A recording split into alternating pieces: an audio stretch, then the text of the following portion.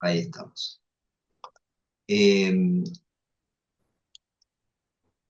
no, esto que veníamos compartiendo del Jesús real, sin dudas que da para muchísimo, ¿no? Da para seguir casi, casi como un curso de Cristología, que sería interesante, ¿no? Es algo que está bueno, ¿no? Que está bueno que nos planteemos y que sigamos profundizando. Acuérdense que Javier Meloni decía que los cristianos nos debemos todavía, ¿no?, el seguir profundizando, el seguir pensando a la realidad de Cristo. O sea, todavía tendríamos que darnos tiempo, dice, para repensar muchas cosas. Nosotros hemos recibido a través de la historia distintas imágenes también de Cristo, no solo imágenes de Dios, sino también imágenes de Jesús. Y de acuerdo a la imagen que se ha tenido en los distintos momentos, eso ha como configurado el seguimiento, ¿no? La identificación con Jesús se da desde la identificación con la imagen que tengamos de Jesús, y entonces eso no es una cuestión menor. Pero bueno, tenemos que seguir adelante con otras cosas, si no, no, aunque de todas maneras se toca esto en todos los místicos. Hoy vamos a introducirnos en Buenaventura. Ahí les comparto pantalla.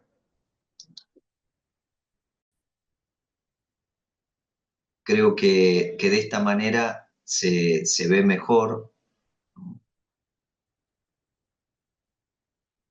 Lo, lo único que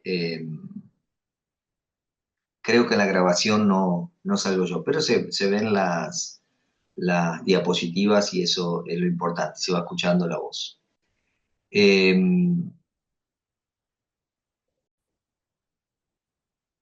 Ahí estamos. Entonces, lo primero que vamos a tratar de ver, ¿no?, acá de Buenaventura son algunos datos biográficos. Ustedes saben que las biografías de los santos o de las personas que uno va a tratar de acercarse a lo que nos transmiten, a su magisterio, son importantes no tanto por el comportamiento de la persona, sino por el entorno. Hoy en día esto es algo que quizás no se sabía con tanta certeza hace un tiempo, pero hoy en día sabemos que el entorno es fundamental, ¿no? El entorno es fundamental eh, para todo, ¿no? O sea, es fundamental biológicamente y es fundamental también espiritualmente.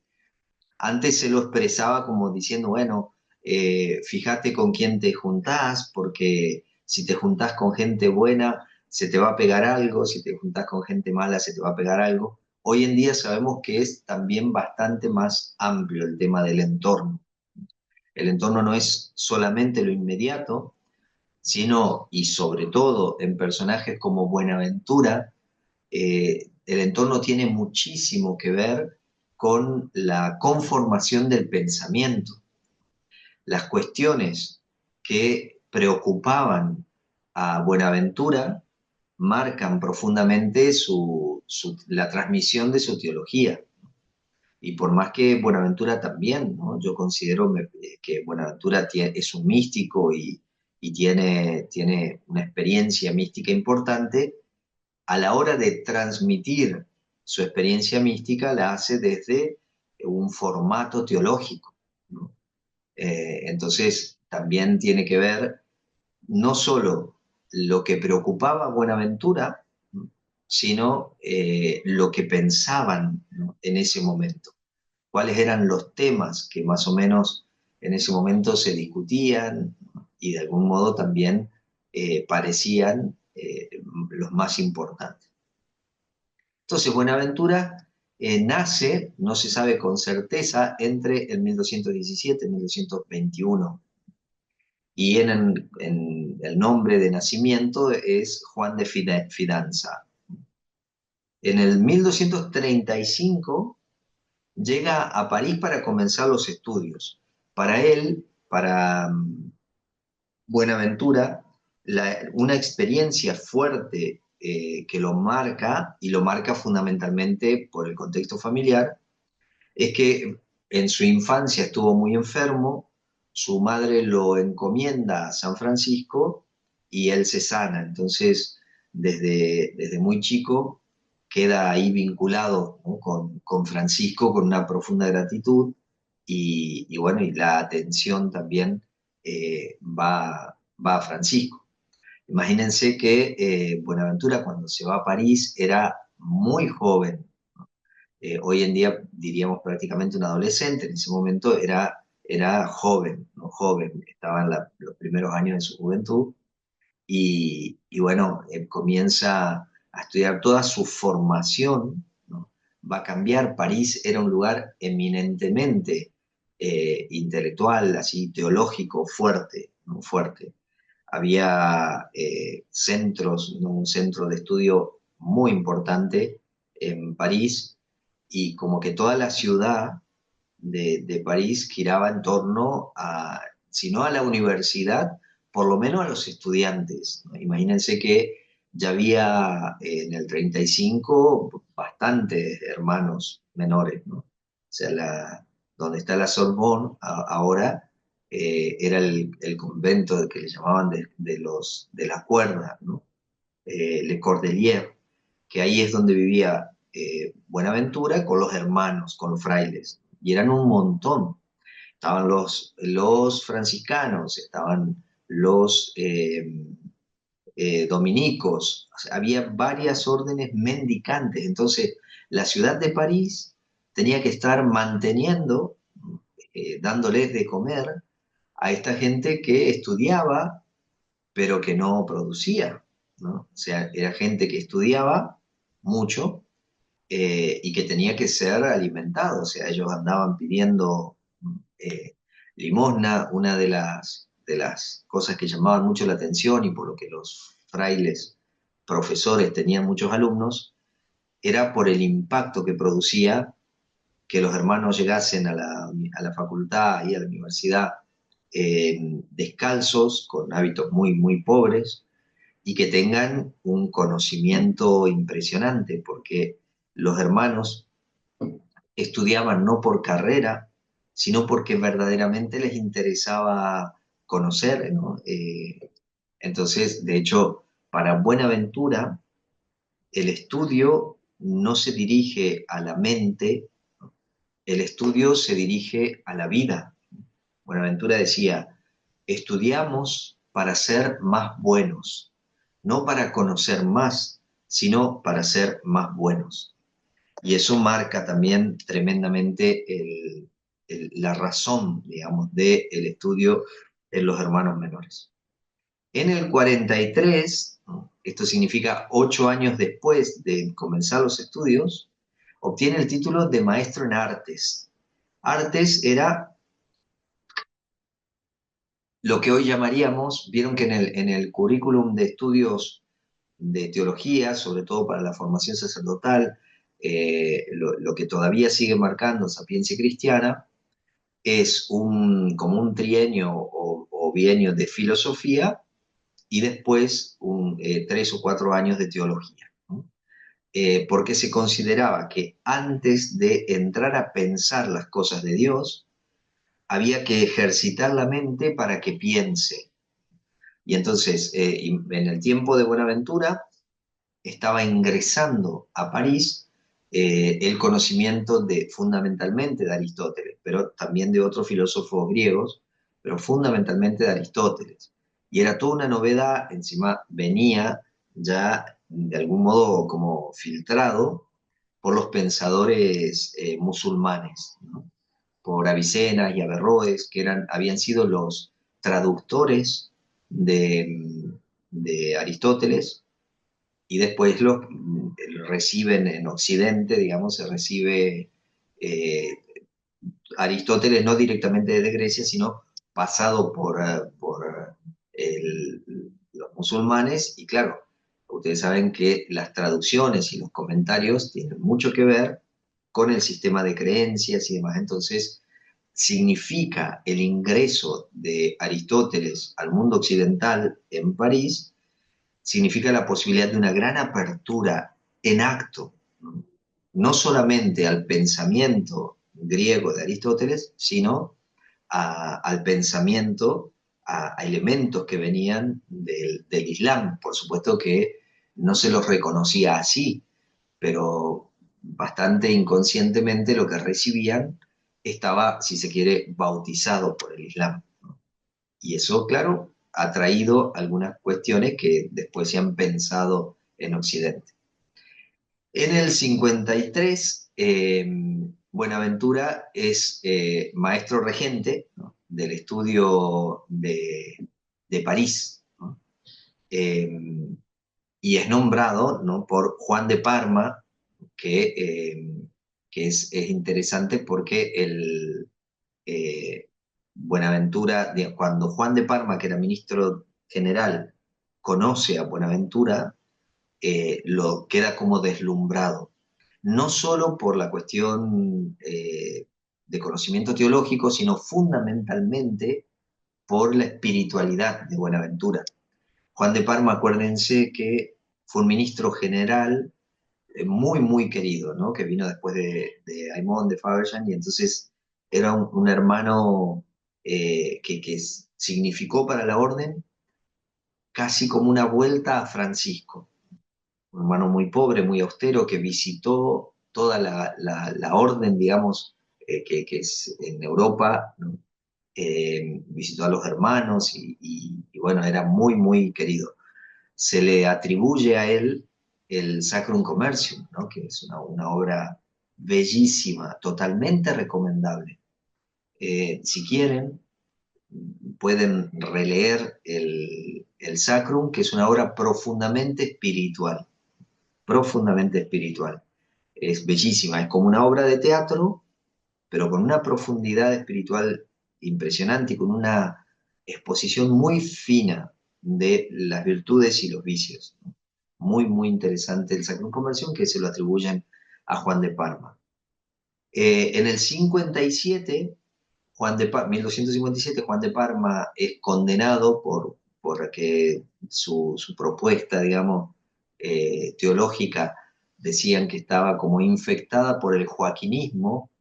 Joaquín de Fiore era un monje benedictino del siglo anterior, de fines del siglo anterior, donde él fundamentalmente hablaba de tres tiempos en la historia: el tiempo del Padre, el tiempo del Hijo y el tiempo del Espíritu Santo. Y él como que profetizaba que el tiempo del Espíritu Santo se iba a inaugurar con un caudillo pobre y un ejército de pobres.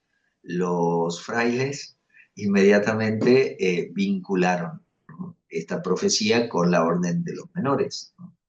Y bueno, algunos frailes como Juan de Parma, Pedro de Juan Olivi también, Buenaventura también, pero con mayor inteligencia, eh, sostenían varias de las ideas de Joaquín, que eran muy interesantes, ¿no? Más allá de estas cuestiones más anecdóticas que fueron por ahí las que lo llevaron a condenas, tenía cuestiones muy profundas, ¿no? Joaquín, de lectura de la historia, muy, muy interesante. Entonces, cuando lo condenan a Juan de Parma, así como lo había nombrado maestro regente del estudio de París, él, Juan de Parma, señala, el Papa lo quería muchísimo y lo respetaba mucho, Juan de Parma, entonces le pide que señale, que indique quién debería ser el ministro general. Y entonces ahí le dice Juan de Parma, dice: el ministro general debería ser Buenaventura, ¿no?, de Bañoleño. Eh, Buenaventura, ¿no?, también, ¿no?, por supuesto, era muy joven, ¿no?, tenía 36 años, 37 años, y está al frente de la orden por 18 años como ministro general. Él empieza a animar la vida de los hermanos desde París, y ya ahí hay se nota mucho el contexto, ¿no? Histórico y las preocupaciones de Buenaventura, sobre todo en dos cartas. Una que se llama la Carta de las Tres Cuestiones, donde él analiza, ¿no?, tres cuestiones que le preocupaban de la orden, ¿no?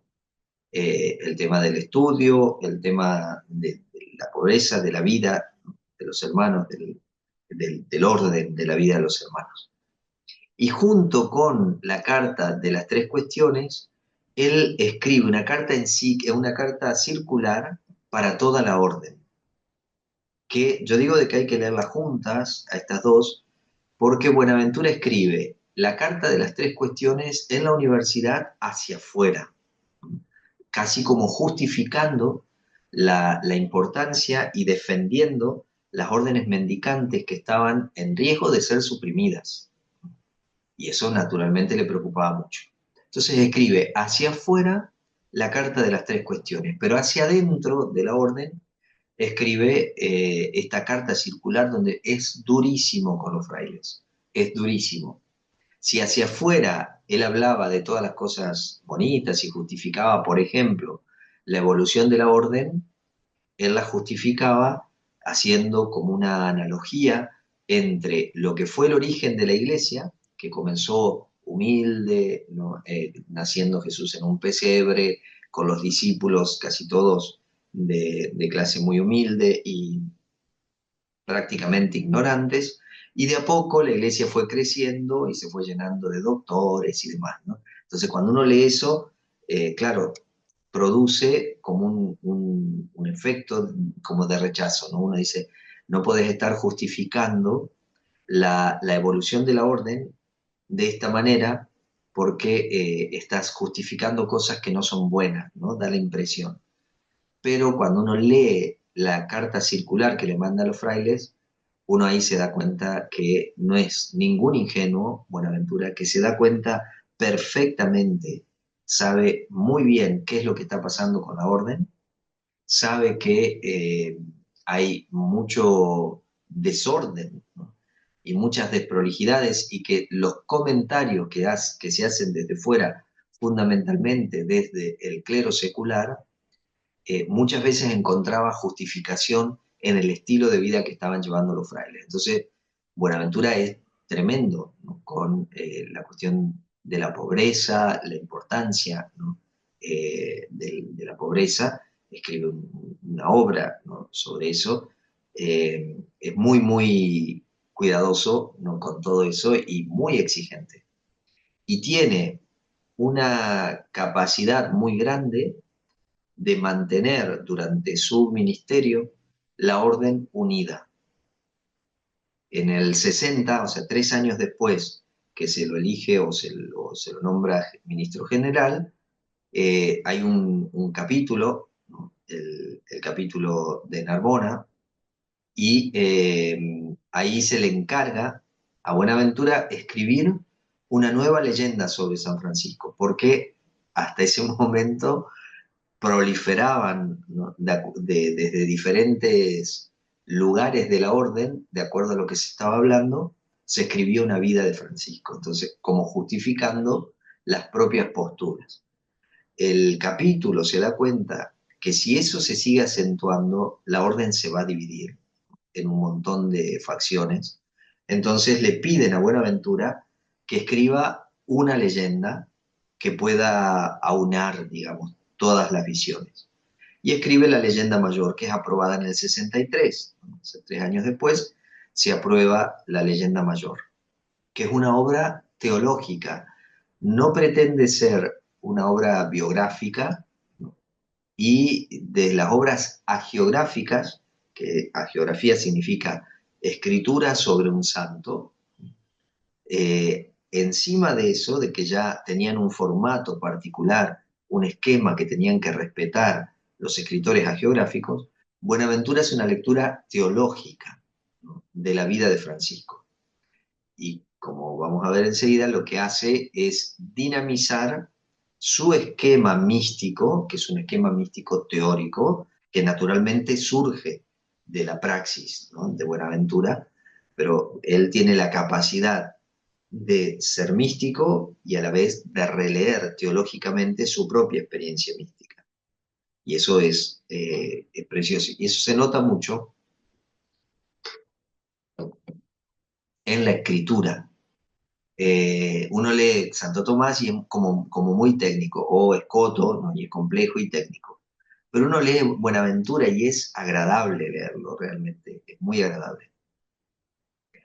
Eh, Cuando el capítulo, en- ahí le pide eso, le pide esa obra a Buenaventura, junto con la aprobación después en el 63 de la leyenda mayor, el capítulo manda a quemar todas las biografías anteriores.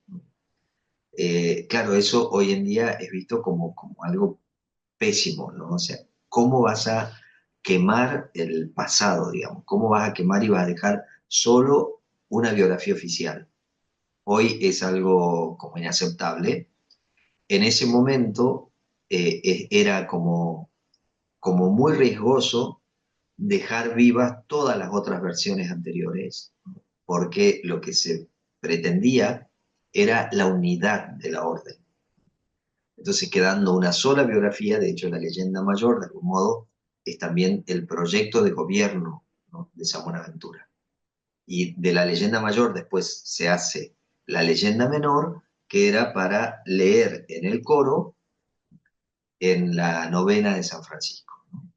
De manera de que eso que Buenaventura exponía en la leyenda mayor entre también en la vida de los frailes por la liturgia. Bueno, en el mandato, al mandato del capítulo general del 63, hubieron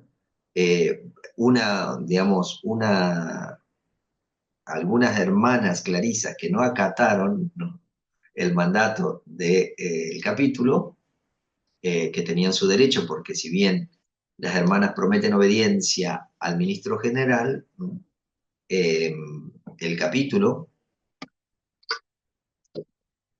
no es que tenga una injerencia directa sobre los monasterios. Entonces, algunas hermanas conservaron en sus bibliotecas algunas copias de otras biografías y que así por eso se pudieron recuperar, ¿no? Por eso no se murieron todas las biografías anteriores de Francisco al 63.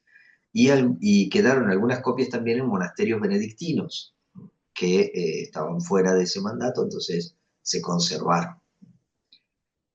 Buenaventura sigue animando la orden y gobernando, si se quiere, la orden, eh, y en el 74 Buenaventura es nombrado eh, cardenal, entonces está en el concilio de León, ¿no? Como cardenal y muere ahí el 14 de julio en el concilio, ¿no?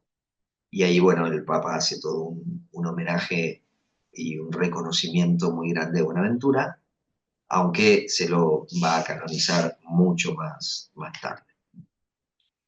Entonces, este es un pequeño pantallazo de la biografía de Buenaventura.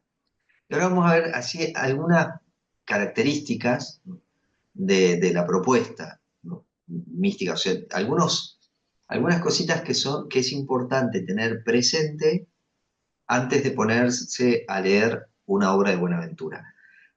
Siempre es conveniente tomar contacto con una obra del autor que con los comentarios, ¿no? O sea, los comentarios nos tienen que ayudar a comprender, pero no suplantan de ninguna manera, ¿no? De ninguna manera suplantan el, eh, la lectura de la obra, porque justamente el autor, en este caso Buenaventura, cuando escribe, quiere llegar al lector y quiere provocar una experiencia. Cuando nosotros leemos comentarios, esa provocación queda muy debilitada. Y la verdad es que la lectura de una obra de Buenaventura es una experiencia personal y que vale la pena.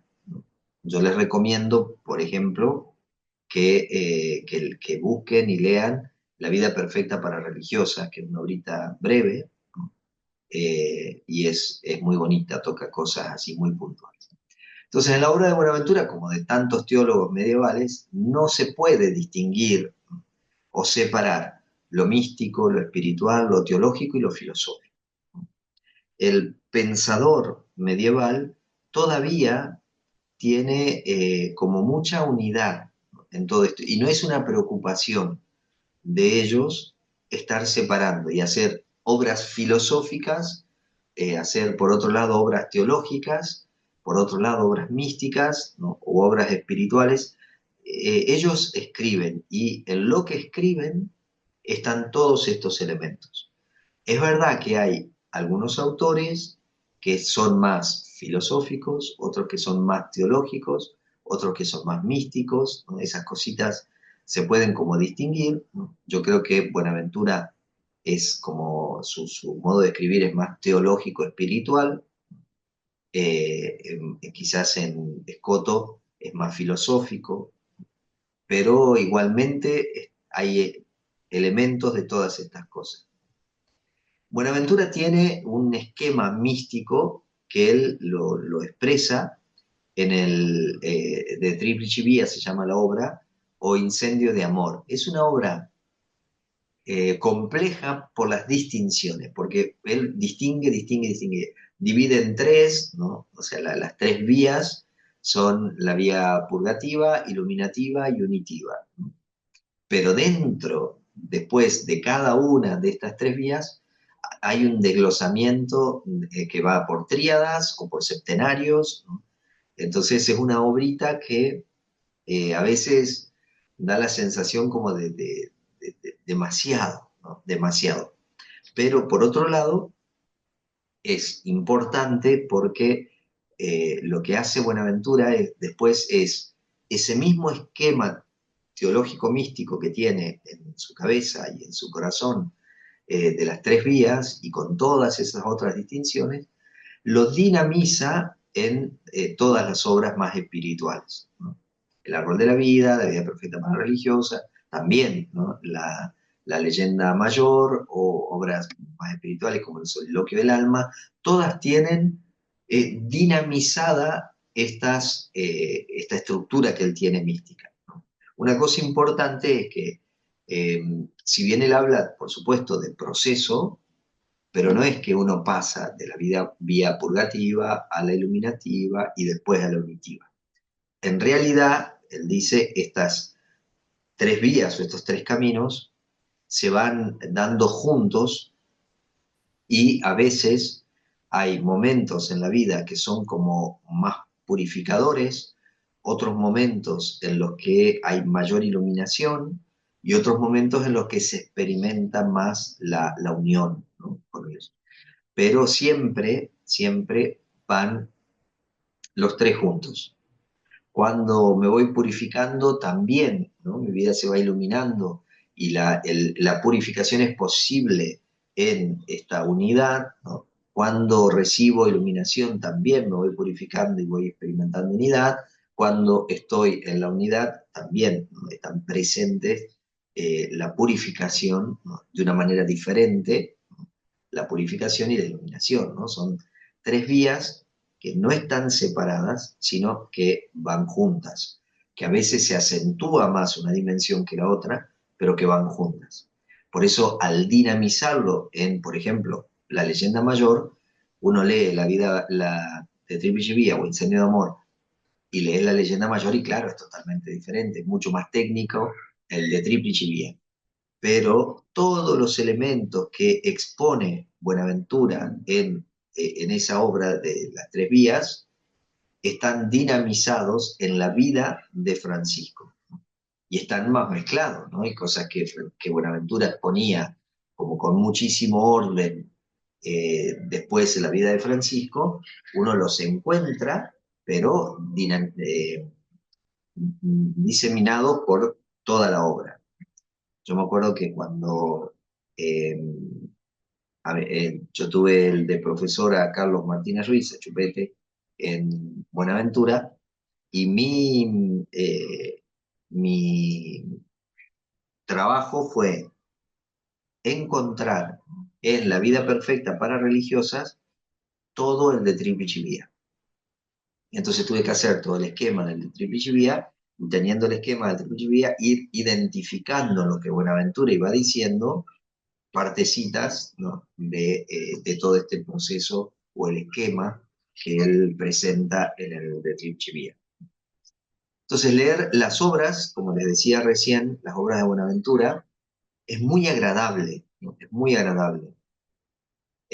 Por ahí parece como muy cargado de mucho conocimiento, porque naturalmente Buenaventura era erudito en teología, ¿no? Sin duda conocía muchísimo, pero la finalidad es bien, bien clara, es excitar el alma a mayor devoción.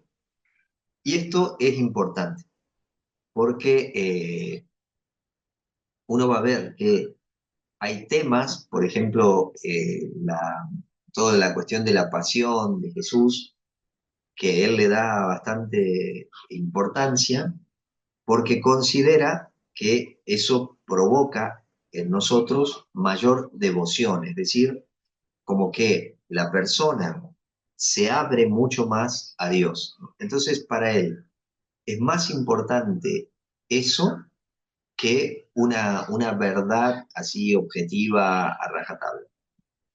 Buenaventura lo que quiere es despertar y animar la devoción en las personas. De hecho, la vida perfecta para religiosas es una respuesta a un pedido que le hace una hermana Clarisa, una abadesa de un monasterio, que le, que le pide algo para despertar su vida espiritual, ¿no? Y entonces Buenaventura le escribe esa obra, La vida perfecta. Bien, eh, hasta acá entonces la introducción, ¿no? de estas cuestiones así preliminares. Ahora vamos a leer algunos pedacitos de algunas de sus obras, como para que ustedes vayan como teniendo al oído, ¿no? Cómo escribía Buenaventura, ¿no? Cómo pensaba, cómo se expresaba, y también cómo entender o interpretar algunas cosas que naturalmente a nosotros nos resultan lejanas. Nosotros tenemos otro entorno, ¿no? Otro contexto, tanto histórico-social como teológico, ¿no? Que tengamos en cuenta, tengamos presente, por ejemplo, que para nosotros el Vaticano II fue un cambio pero rotundo, revolucionario, tan fuerte que se vivió como muy traumáticamente en algunas opciones que se tomaron y como generó tanto miedo, después hubo como un retroceso y todavía eh, nos cuesta, ¿no? Asumir toda la propuesta del Vaticano II, que ya lleva más de 60 años, ¿no? ¿Qué pasó? Sin embargo, todavía nos cuesta. Entonces ahora vamos a ver, ¿no? Un poquito, bueno, cuál es la visión que Buenaventura tiene del hombre, del ser humano, porque también de eso depende lo que él va a transmitir, ¿no? O sea, cuál es la imagen que tiene Buenaventura del ser humano que va a recibir su enseñanza.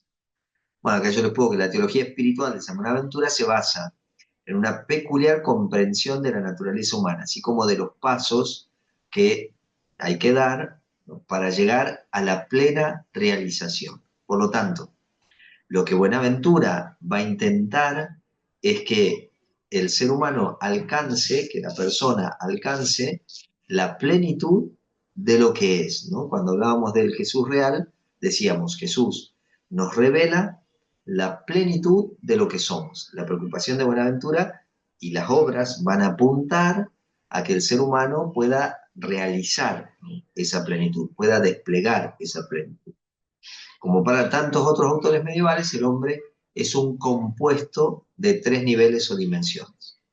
El nivel sensible, el de los sentidos, la imaginación, el nivel espiritual, que abarca la razón y el entendimiento, distinguían ellos entre La imaginación, que nosotros la pondríamos hoy en la razón, para ellos pertenecía más a lo biológico, digamos, de los sentidos, a la actividad de los sentidos, porque justamente a eso se le contraponía la razón y el entendimiento que le ponía límites, ¿no?, a la imaginación.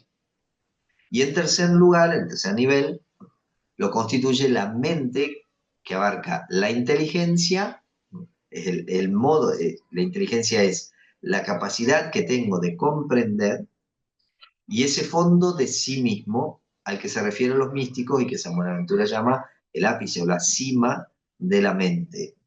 La mente pasó a ser, ¿no?, después como el alma, ¿no? O sea que es ese nexo, ese lugar donde acontece también lo espiritual. Entonces, la visión que tiene Buenaventura, como todos los medievales, es este compuesto, ¿no?, de tres niveles. Y por lo tanto, cuando él escribe, tiene que tener presente qué tiene que pasar en cada uno de estos niveles.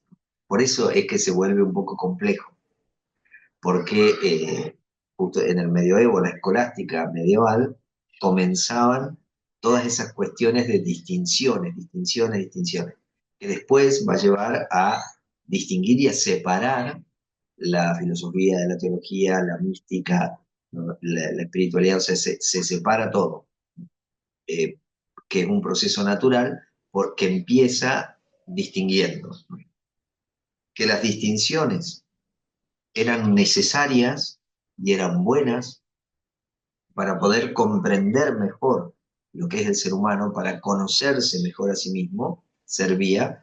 El tema es que cuando estas distinciones se extremizan, digamos, van al extremo, terminan produciendo separación y se pierde de vista la unidad, ¿no?, que es lo que nos ha pasado últimamente, ¿no?, por ejemplo, en medicina. Tenemos especialistas de órganos y a veces el conocimiento tan profundo del órgano hace perder de vista de que ese órgano está dentro de un sistema donde todo tiene que ver y donde una cosa influye sobre la otra. Entonces, después de un tiempo que en medicina se fue especificando tanto, especializando tanto, ahora se está tratando de volver a una mirada más integradora. Son etapas naturales que, que son necesarias, ¿no? O sea, una cosa es todo junto y está bien para un tiempo, pero después la misma mentalidad del ser humano exige un mayor conocimiento, se va profundizando, se va especializando y sin querer se va desintegrando esa unidad y después hay que volver de nuevo a la integración de todo eso para tener una visión más completa y a la vez más profunda y más real, ¿no? O sea, es una cuestión natural del pensamiento. Por eso creo que es bueno ser consciente de en qué etapa me encuentro de todo este movimiento, para ver, bueno, hacia dónde, qué cosas tengo que aprovechar del camino recorrido y qué cosas es necesario acentuar hoy para seguir caminando, digamos, y seguir aportando en este conocimiento y esta realización de la plenitud del ser humano. Por una parte, aparece como una ascensión que se inicia en el descubrimiento de los vestigios, es decir, los signos de Dios en el mundo sensible. Así se comienza, por esa dimensión más sensible. Se continúa con la búsqueda y el descubrimiento de la imagen de Dios en la propia alma, es decir, de lo que veo fuera, de lo que observo fuera, tengo que pasar hacia adentro, ¿no?, lo que hay en mi propia alma. Y culmina en el trascendimiento de las cosas creadas, ¿no? El alma también, ¿no?, es experimentada como algo creado, en la contemplación de Dios y el disfrute de las alegrías místicas que comporta. Fíjense el itinerario que él marca. De la contemplación de los signos de Dios, de las huellas de Dios fuera, al ver que todo tiene una huella de Dios, me doy cuenta que si todo tiene una huella de Dios, es signo de esa presencia, yo también tengo que ser signo de esa presencia. Y entonces se despierta el proceso del conocimiento de mí mismo. En ese conocimiento, cuando se profundiza y se profundiza, se va trascendiendo, se va yendo cada vez más allá o más profundo del propio yo, donde nos encontramos con el fondo. ¿Se acuerdan que hemos citado al maestro Eckhart que decía que el fondo de Dios y mi fondo es el mismo fondo? Y entonces ahí es donde se produce, digamos, la experiencia mística. Acuérdense que eh, acá pasa exactamente lo mismo que con las tres vías. Si bien hay un itinerario, una ascensión, no significa que cuando yo estoy descubriendo las huellas de Dios en el mundo sensible, en el mundo externo, yo no llegue a la contemplación o a la trascendencia de eso y la contemplación de Dios. Muchas veces puede pasar que en la contemplación de las huellas de Dios en el mundo sensible exterior, de pronto puedo tener la experiencia de ese fondo, ¿no? De esa unidad. Y es una experiencia mística. Y uno dice, pero ¿cómo puede ser que no haya pasado por el conocimiento de que no? Esto es un análisis teórico de una experiencia que se da y que se puede dar de una manera mucho más dinámica. Se expone, se puede distinguir, pero no se puede separar. A eso me refiero. Hay cosas que se pueden distinguir y que es conveniente distinguir teóricamente, pero que existencialmente no se pueden separar. Acá también vale la analogía del cuerpo. O sea, yo puedo, para conocer mejor, eh, distinguir del resto de los órganos al corazón, pero no lo puedo separar, ¿no? O sea, no lo puedo sacar. O sea, si yo lo saco, pierde la vida. Bueno, lo mismo pasa con estas realidades. O sea, yo puedo distinguir, pero no puedo separar. ¿Se acuerdan que Maslow, este psicólogo personalista, él decía que un verdadero proceso de autoconocimiento que no se aborte, es decir, que no se corte antes de finalizar, termina siempre en autotrascendencia, decía él, ¿no? ¿Qué es este proceso? O sea, cualquier proceso que con seriedad profundice, ¿no? Intente ir a lo profundo de la realidad por medio del mundo sensible, por medio del conocimiento personal, termina siempre en autotrascendencia, ¿no? En la experiencia de este fondo sin forma de toda la realidad. Entonces, a ver, son y cuarto. Bueno, vamos a ver por lo menos esto. Y así después queda un poquitito de tiempo como para que ustedes puedan decir qué se entendió y si no se entendió qué.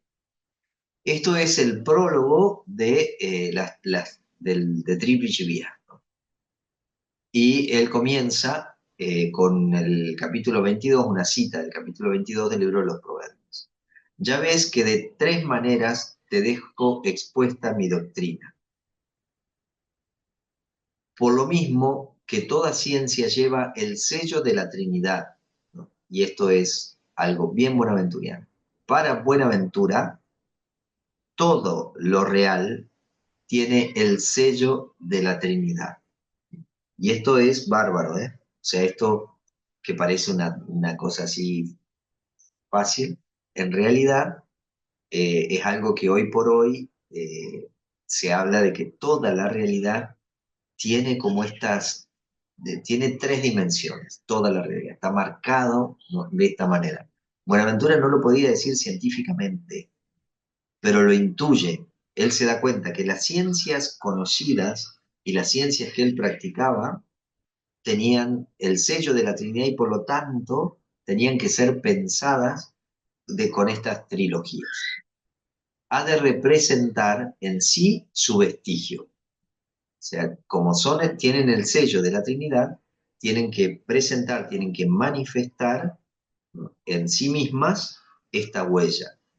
Y con más razón, la que se nos enseña en la Sagrada Escritura, a cuya causa dice el sabio, refiriéndose a la Sagrada Doctrina, que la describió de tres maneras en relación con los tres sentidos espirituales de la misma, a saber, el alegórico, el moral y el anagógico, que eran tres modos, tres estilos de comprensión de la Sagrada Escritura.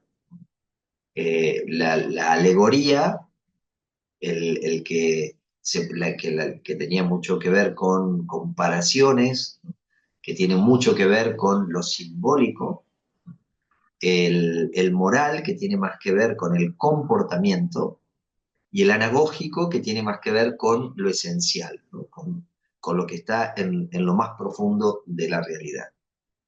Es de saber que estos tres sentidos corresponden a los tres actos jerárquicos, que son la purificación, la iluminación y la perfección, o después le va a llamar la unión. Entonces, estos tres sentidos, el alegórico, el moral y el anagógico, él los vincula con la purificación, la iluminación y la perfección. De suerte que la purificación conduce a la paz, la iluminación a la verdad y la perfección a la caridad. Eh, y esto también, o sea, por eso también le llama actos jerárquicos, porque hay una jerarquía, ¿no? Él marca acá una jerarquía que comienza, bueno, con la paz, ¿no? Más alto está la verdad y más alto está la caridad. Para Buenaventura, la caridad, el amor, está por encima de todas las cosas. Y logrados perfectamente estos actos, el alma, según va ejercitándose en ellos, se hace bienaventurada y acrecienta sus méritos. Por ejemplo, toda la teología del mérito hoy en día es una teología superada, pero en Buenaventura, en medioevo, la teología del mérito era una cuestión muy, muy común, muy común. De aquí resulta que del conocimiento de esta trilogía de actos depende no solo la ciencia de toda la escritura, sino también los méritos de la vida eterna. Tenemos, por tanto, que tres son las maneras de ejercitarse en estas tres vías: meditación, juntamente con la lección, oración y contemplación. O sea, ¿cómo nos ejercitamos en estas tres vías, que son la purificación, la iluminación y la perfección, que buscan la paz, la verdad y el amor? Nos ejercitamos por medio de la meditación y la lección, ¿no?, que van juntas, dice, con la lección. O sea, la meditación sobre lo que uno va leyendo, estudiando, la oración, ¿no?, y la contemplación. Ejercitándonos en estas tres vías, nosotros vamos como alcanzando la paz, la verdad y la caridad. Bien, esto era el prólogo de las tres vías. Yo diría que dejemos acá, así podemos charlar un poquito y que ustedes me digan, a ver, qué es lo que, si se entiende algo, si no se entiende, si quieren preguntar algo,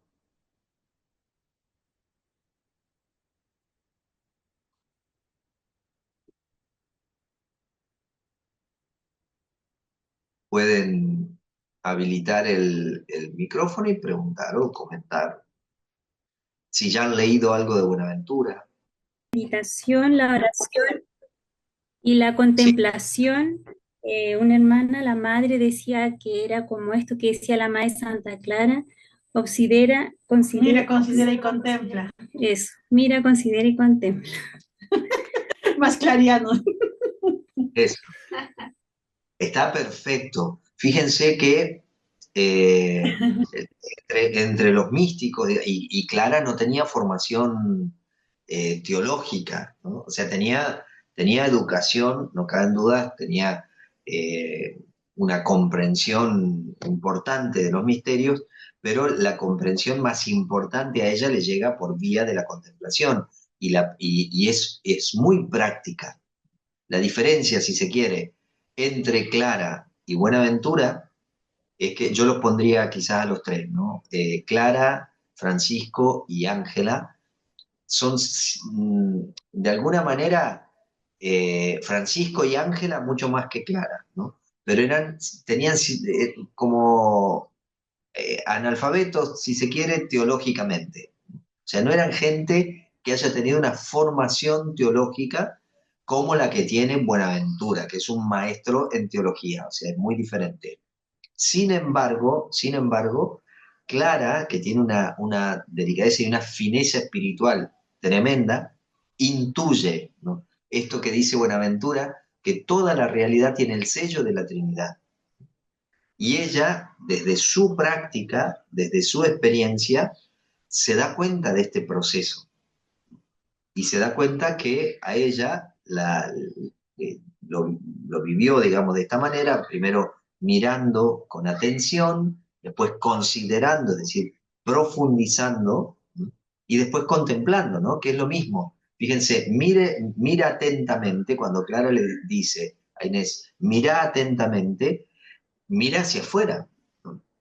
Es decir, mira con los sentidos. Y después cuando dice considera, ahí ya comienza el ingreso, si se quiere, ¿no? Y comienza esto de mirar hacia adentro, de ver esos vestigios que se ven más claramente afuera porque estamos muy acostumbrados a vivir hacia afuera. Después que uno tiene esa práctica de reconocer esa presencia hacia afuera, uno dice, bueno, esa presencia tiene que estar en mí. Y entonces Clara dice, considera, ¿no? Considera. Y considera hacia adentro. Y finalmente, esta contemplación que tiene mucho que ver también con los procesos unitivos, ¿no? De hecho, cuando Clara le dice en la tercera carta a Inés, ¿no? Fija tu mente, tu alma y tu corazón en Jesús, ¿no? La divina sustancia, el espejo de la eternidad, le dice, transfórmate toda entera por la contemplación en imagen de su divinidad, le dice Clara, ¿no? O sea, la contemplación va a hacer que te reconozcas transformada en la imagen de su divinidad. Es decir, la contemplación te va a llevar a ese fondo donde Dios y vos son uno, que esa es la divinidad que se reflejó, se manifestó en Jesús. Pero yo creo que aunque la expresión es diferente, la intuición es la misma. Buenaventura naturalmente le pone mucho más teología, Clara le pone experiencia.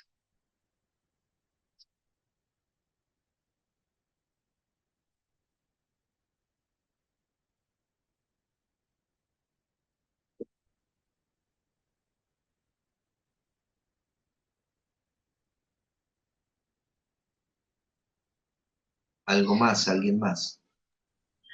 ¿Algo? Ay, Sí. Hermano, una consulta. También se decía eso antes, hablando con San Buenaventura de esta, había una dualidad de que antes valía más el espíritu que el cuerpo, ¿no?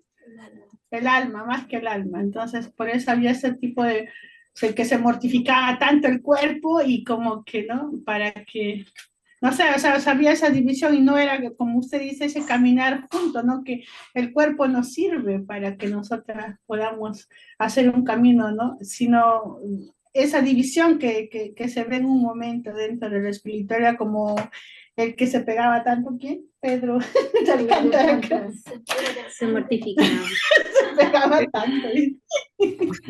Sí, Sí, sí, bueno, eso tiene mucho que ver con, bueno, la antropología del Vaticano II cambió muchísimo, pero lo cambió porque en la modernidad ya empezaba una valoración del cuerpo muy distinta. Ahí hay un cambio inmenso, sobre todo en el cristiano. A ver, en el mundo judeo-cristiano y quizás yo diría en todo el mundo monoteísta, ¿no? De las religiones abrámicas, que serían el judaísmo, el islam, el cristianismo, ¿no? Son las religiones abrámicas que se llaman, que son las monoteístas, ¿no? Eh, y claro, y había esta dualidad tremenda de que se veía en el cuerpo uno de los enemigos del alma. Yo creo que una de las cuestiones, de los cambios más grandes, es que de pronto, actualmente, el cuerpo empieza a ser un aliado fundamental para el crecimiento espiritual. Por ejemplo, con toda la valoración que hay, y una valoración científica, de la respiración, la función de la respiración en nosotros. O sea, el valor que tiene la respiración, respirar bien, y los efectos que tiene hasta, o sea, físicos y espirituales, una buena respiración. Y entonces, hoy en día es impresionante lo que se ha visto. Yo creo que hablé con ustedes ya de los experimentos que se han hecho con monjes budistas del Tíbet, ¿no? Lo que hizo Nazaret Castellanos, de esto de los centros neuronales, de la cabeza y el corazón, no me acuerdo si ya no lo hablé. Porque en eso, por ejemplo, se hizo una cosa hermosa. Nazaret Castellanos es una neurocientífica española que hay muchos videitos de Nazaret. Ella comenzó estudiando el Alzheimer y ahora se está especializando en neurociencias y meditación. Entonces han hecho unos experimentos con monjes budistas tibetanos que les pusieron. Nosotros tenemos tres grandes centros, neuronas tenemos en todo el cuerpo, pero hay tres centros donde se concentran más: el cerebro, el corazón y el estómago, digamos, todos los intestinos, más que el estómago, los intestinos, ¿no? Entonces, y cada uno de estos centros se va reconociendo que tienen funciones diferentes, ¿no? Y funciones espirituales diferentes. Entonces, ellos tenían una hipótesis que a mayor profundidad en la meditación había mayor sincronicidad entre los tres centros, sincronicidad neuronal. Entonces, monitorean a los monjes, le ponen así cositas para monitorearlos en la cabeza y en el corazón, y a medida que los monjes iban profundizando su meditación, se iba como cortando la comunicación entre el corazón y el cerebro. Y entonces dijeron, ¿cómo puede ser? Porque la hipótesis de trabajo era lo contrario, que se iban a sincronizar más. Y entonces empiezan a estudiar por qué y se dan cuenta que el sistema neuronal del cerebro es el que está más asociado al ego, a la conciencia del yo, y bastante distorsionado. O sea, el cerebro, la razón, lo que hace es pensarlo todo para sí. Y la actividad neuronal del corazón tiene una mayor conciencia de la unidad con todo. Entonces, a medida que se va profundizando, es lógico que se corte la comunicación con el ego y que aumente la conciencia de la unidad con todo. Bueno, eso lo descubrieron estudiando neurociencia y uno dice, qué maravilla. Porque esto lo intuían ya los monjes y los místicos de diferentes tradiciones hace muchísimo tiempo, pero no lo podían comprobar científicamente. Bueno, ahora se comprobó científicamente y lo interesante era que lo que se buscaba era lo contrario. Y entonces se encuentran con que la hipótesis estaba equivocada y que por eso la meditación y la respiración es un elemento fundamental de la respiración, ayuda a que haya una mayor actividad de todo el centro neuronal del corazón. Entonces hay mayor conciencia. Ustedes imagínense que eso repercute después en el trato con todos. Si mi actividad mayor está en el cerebro, yo voy a distinguir más, voy a separar más y voy a tener una relación con la realidad mucho más utilitaria. Si mi mayor actividad neuronal está en el corazón, yo voy a estar mucho más abierto a todo, voy a buscar siempre la unidad y voy a reconocer que partimos de una misma fuente, que vamos hacia un mismo fin, y el modo en que yo voy a actuar en todas las circunstancias va a tener una forma diferente. Yo creo que hoy por hoy un lenguaje así nos puede ayudar más a dialogar con las nuevas generaciones que decirle simplemente, miren, es importante, no sé, que meditemos, que contemplemos, sin darles razones o cuestiones así más que realmente pasan. Entonces, y que pasan en nuestro cuerpo, en nuestro cuerpo. Me acuerdo, en un momento estaba predicando un retiro en Foligno, ¿no? A las caricias de Foligno. Y les pregunto, le digo, ¿cómo nos damos cuenta que sentimos? Le pregunto a las hermanas, ¿no? ¿Cómo me doy cuenta que estoy sintiendo algo? Nadie respondía nada. Y la maestra de novicia, que tenía que demostrar por qué era maestra de novicia, dice, por el cuerpo. Exacto. Digo, si nosotros no tuviésemos un registro físico de los sentimientos, no nos daríamos cuenta que sentimos, ¿no? Cuando nosotros nos emocionamos, nos brillan los ojos y sentimos un cosquilleo en el cuerpo. Cuando yo estoy preocupado, siento en la boca del estómago algo que me cierra. O sea, el cuerpo es el que me va diciendo qué es lo que estoy sintiendo. No podría saberlo sin el cuerpo. Y la realidad es que el cuerpo siente antes que la mente. El cuerpo se da cuenta de cosas antes que la mente. Por eso ahora, en educación, ya terminamos, porque si no, Juan no va a dar.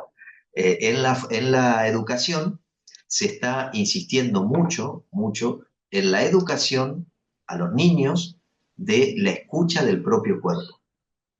Porque el cuerpo se da cuenta, el cuerpo registra y se da cuenta antes que la mente de un montón de cosas. Vieron que a veces pasa de que, qué sé yo, no sé, sentí esto, no sé por qué, pero sentí esto, que se le llama intuición, por lo general decimos intuición. Bueno, son muchas veces señales que el cuerpo me está dando antes que la mente pueda ordenarlo, ¿no? Y pueda darle como un sentido, un significado. Por eso, o sea, todo esto viene a que del cuerpo como enemigo del alma al cuerpo como uno de los mejores aliados para el proceso espiritual. Bueno, cortamos acá y si Dios quiere, el martes que viene seguimos con Buenaventura. Vamos a hacer como veníamos haciendo, si ustedes quieren, que el martes que viene comencemos con las preguntas que vayan surgiendo. Entonces, ustedes o las anotan y las decimos, las dialogamos así, o me las mandan antes, como ustedes quieran. Pero vamos ahí así dialogando un poquito como para ver qué es lo que va quedando, qué necesita mayor claridad. Muy bien. Nos vemos entonces hasta el Hermano, próximo. gracias. Chao, abrazo, nos vemos. Nos vemos. Está súper bueno.